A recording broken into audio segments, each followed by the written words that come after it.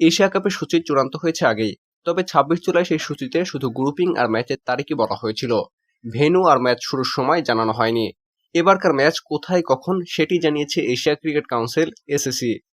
শনিবার এসিসি এক সংবাদ বিজ্ঞপ্তিতে জানিয়েছে, এশিয়া কাপের সব ম্যাচ হবে সংযুক্ত আরব আমিরাতে দুটি ভেন্যুতে, একটি আবুধাবিতে শেখ জায়েদ ক্রিকেট স্টেডিয়ামে, অন্যটি দুবাই আন্তর্জাতিক ক্রিকেট স্টেডিয়াম। এর মধ্যে টুর্নামেন্টের বেশিরভাগ ম্যাচই হবে দুবাইয়ে।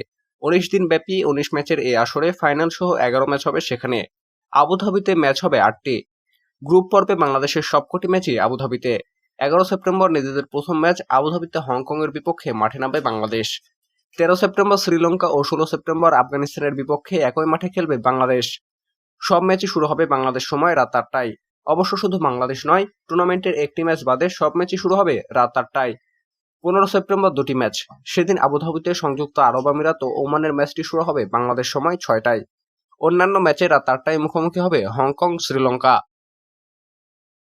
টি-২০ ফরম্যাটে এশিয়া কাপে এবার একই গ্রুপে আছে ভারত, পাকিস্তান। দুই প্রতিবেশী দেশের ম্যাচটি হবে ১৪ সেপ্টেম্বর দুবাইয়ে।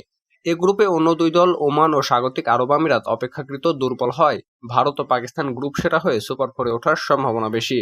সেক্ষেত্রে ২১ সেপ্টেম্বর সুপার ফোরে পর্বে তারা আবার মুখোমুখি হবে। বাংলাদেশের গ্রুপে আছে শ্রীলঙ্কা, আফগানিস্তান ও হংকং। দুই গ্রুপ থেকে শীর্ষ দুই দল যাবে পরের ধাপে। সুপার ফোর পর্বে দলগুলোর পরস্পরের বিপক্ষে একটি করে ম্যাচ খেলবে।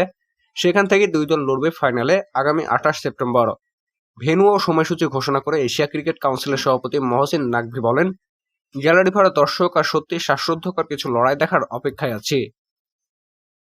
বাংলা নিউজ লাইভ, রিফাত সরকার।